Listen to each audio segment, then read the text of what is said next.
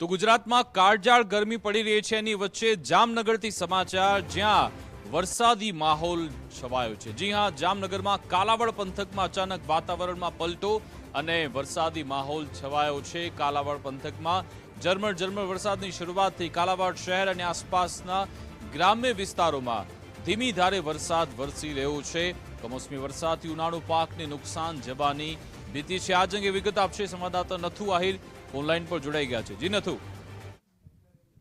જે રીતના છેલ્લા 15 દિવસથી અસહ્ય ઉકળાટ અને જે ગરમીનું વાતાવરણ હતું તેમાં આજે રાહતના સમાચાર છે, પરંતુ ખેડૂતો માટે આ જે સમાચાર છે તે ચિંતા ઉપજાવે તેવા છે, કારણ કે કાલાવડ પંથકમાં એકાએક વાતાવરણમાં પલટો આવ્યો હતો અને બપોર બાદ જે વાદળો બંધાયા હતા ગાજવીજ સાથે કાલાવડ શહેર સહિત આસપાસના 7 થી 8 ગામડાઓમાં કમોસમી વરસાદ વરસ્યો છે। હજી પણ વરસાદનું જોર છે। સાથે સાથે જો વાત કરવામાં આવે તો ઉનાળુ જે